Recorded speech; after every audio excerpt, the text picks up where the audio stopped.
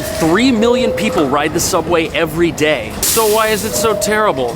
The issue of toll evaders is only getting worse. If you're trying to catch the N or the R train, the 10-minute wait time can feel like an eternity. Disturbing video of a heated exchange between 3 teenagers and a family. And the joke for a long time has been that the R and the N stand for rarely and never. What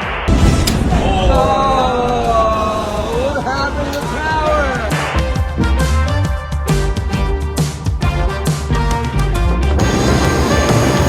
So riding the train is a normal part of life here in the city, but unfortunately, as most New Yorkers will tell you, almost anything can happen when you're using it. Xbox, HDMI, battery power.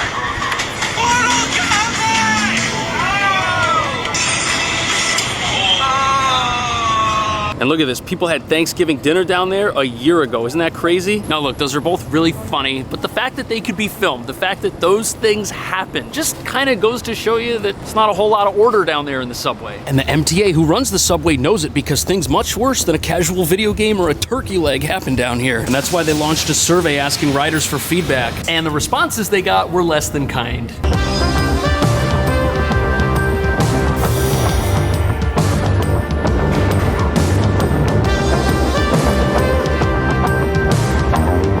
So the #1 complaint that most riders have has to do with erratic behavior of other individuals in the terminal. Now sadly, part of riding the subway means being around other people at their best and their worst. Someone could be having a meltdown. Someone could have just lost their job. Someone could be really upset about something and they could decide to let the world know. And when something goes wrong, it can be extremely frightening for everybody, especially if you're with your family and little kids while you're on the train. And only 19% of riders claim to be satisfied with the service at some of the city's worst stations. Stories abound of customers being mistreated, shoving matches, physical altercations. And because of issues like these, many people are on edge. Nobody should be scared when they're on their way to work or on their way to class. That's terrible, especially 5 days a week. And the city loves to talk about how we need a congestion pricing scheme to bill traffic $23 a day, because apparently being stuck in traffic costs the city productivity, but being scared to death on the train doesn't. And I, for one, would appreciate a subway that feels safer and is more orderly. This is the girl police are looking for.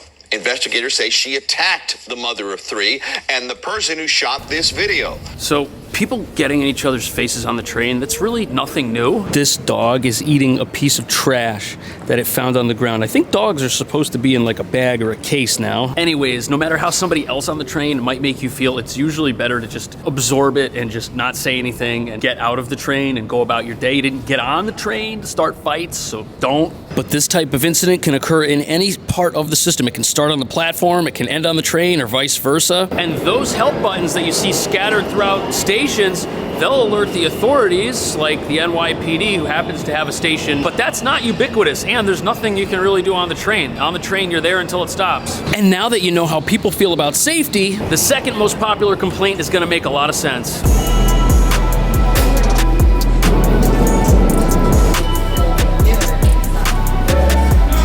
The second complaint people have right behind erratic behavior has to do with a lack of security in the system itself. And even at this Union Square station, which has a police station in it, there are still areas of the platform and the system where it just feels like nothing is being monitored and no one's being watched. And yes, there are the help buttons, but if you press one of those, someone's gonna pick up and ask you what's going on. There's still gonna be a response time. When these things were first rolled out, they were touted as a major security feature and enhancement. And don't get me wrong, they're nice, but what really scares people is seeing someone commit a crime just to get on the train in the first place. And I'm talking about fare evasion. This particular entryway is completely unmonitored. People could just go right in, and if you pay to get on the train and you go through this turnstile and then the person next to you hops in, it just gives you a weird feeling, that's all I'll say. Believe it or not, fare evasion costs the city $690 million a year. And experts say fare evasion leads to worse crime being committed in the subway.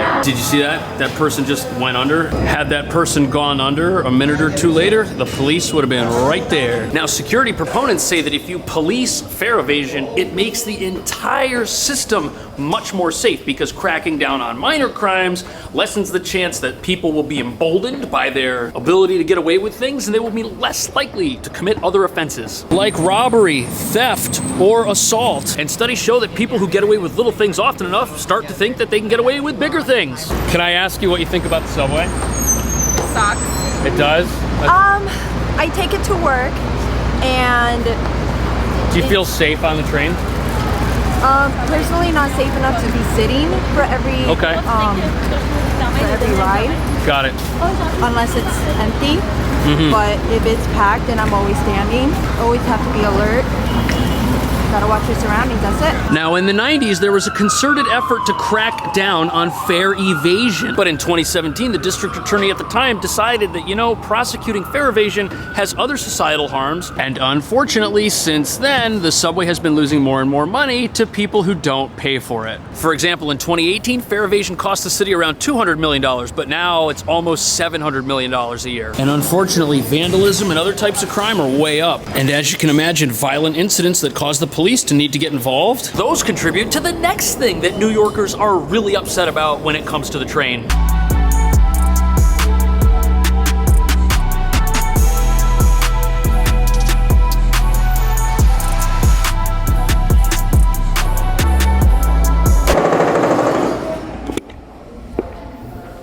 Wonder what they're doing in there.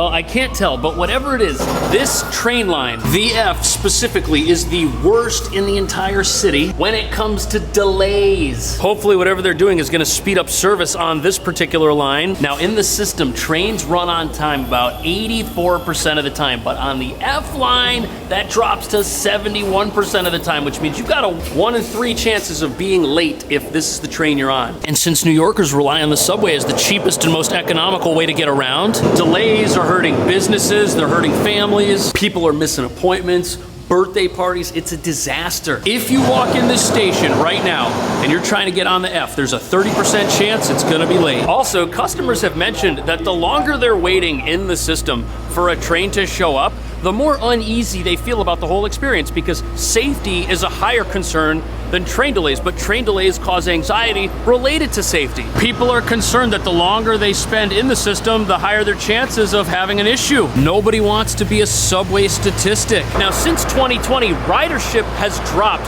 by about half, and if the city can't fix the two main concerns, the erratic behavior of others and personal safety, if they could just improve the service and get people on the train and to where they need to be, the perception of safety will increase, even if it hasn't really. But the next problem the city's having with the subway is a lot more challenging.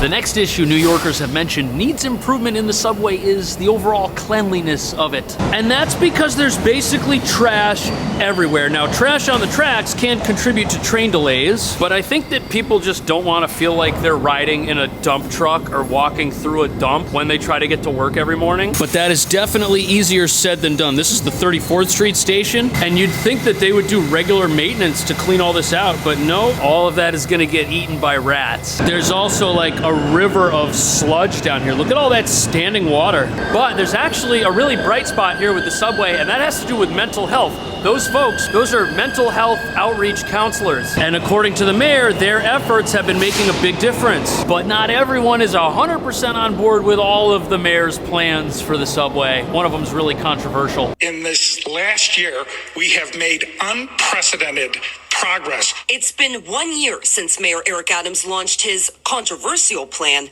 to involuntarily hospitalize homeless New Yorkers who are demonstrating an inability to care for themselves due to severe mental illness. So the plan you just heard about, it was announced 1 year ago. And the reason that it's kind of scary is because nobody likes the idea of losing their freedom because of someone else's decision. And it may involve the detainment of folks the city doesn't think are able to care for themselves. And New Yorkers were rightfully concerned. Who gets to decide if somebody is or isn't capable of taking care of themselves? What are they gonna do? Just start sweeping people off the streets like they do in dictatorships in other parts of the world? There were a lot of questions. The city keeps track of the top 100 hardest to reach New Yorkers who consistently refuse services and live in the subways and streets. Out of those 100, the city says it has now helped move 54 of those people into supportive housing units. So it sounds like a total of 54 people were helped out of the subway system, and it sounds like the folks in question only ended up being part of that program after the city had tried multiple times to help them through outreach like what we just saw with the counselors asking people if they need something to eat, if they're doing okay. It's kind of like a wellness check. And in the minds of many riders, the presence of people living in the subway, that may make it seem like there's no rules and it's an unsafe place to be in. On the bright side, it seems like the city was maintaining a database of the hardest to reach individuals in the system and keeping track of what was going on as they were followed up with, which sounds a lot better than a police sweep of a system that winds people up in jail. And city officials are defending the program as having been a net positive for the system as a whole. And it seems like if the mayor and city officials are able to reduce crime and improve the subway system, more people are going to come back and start using it again. Ridership will go up, and that's a good thing. And speaking of good things, so good news, if you have to go while you're on the go, the MTA says it will reopen 36 more bathrooms at 18 subway stations across the 5 boroughs starting next week. So these are supposed to be working. Will I regret this? Wait a second. Open daily, 7 to 7. Closed, 12 to 1. Okay, I guess these aren't working, but other bathrooms elsewhere are. Does seem kind of ridiculous to me that a major station like this has bathrooms that just aren't unlocked. After all, with all the delays in the system, people standing around waiting, a working restroom would be nice. Most restrooms were closed when ridership dropped during 2020. And as you can imagine, that led to a lot of uncleanliness in certain parts of the subway. But it's kind of ridiculous that after 3 years, they still haven't opened up all the restrooms. I will say though that the ones that are open, like the ones at Times Square, they're really old, but they are reasonably well maintained. But obviously the city and the subway still have a lot of work to do.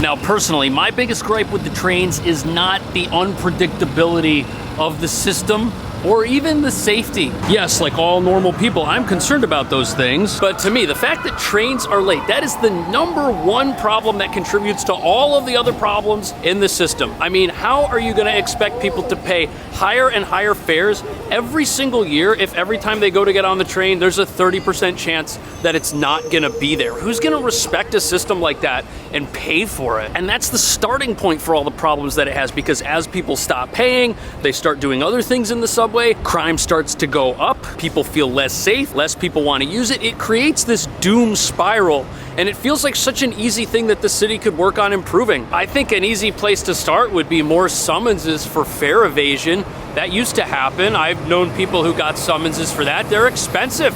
They're almost the cost of buying an unlimited Metro card. So that would get people to say, hey, I'll pay. It's not worth the cost of paying the fines. But yes, the city does have a shortage of police. Maybe getting enough officers to work on subway fare evasion just isn't possible right now. And one way or another, because of recent budget cuts, there's probably gonna be less police in a couple of months than there are right now. Whoa. He's moving. Perhaps what the city could do is to only have this type of turnstile that you can easily crawl under or jump over. Those should be limited to stations like this one that have a manned attendant. And perhaps if there is no manned attendant, these should be replaced by the gated style entries that you cannot get through unless you pay. Now, critics of that are gonna say that, you know, there's some people who cannot afford the train and it's not fair that they should have to pay. But proponents on fare evasion crackdown say that the city is always free to expand programs that allow people to get discounted cards or to get a card at no cost if they really can't afford it and they're trying to support themselves. But what do you think the city should do to fix the subway? Let me know. Thanks for watching. I'll see you in the next video.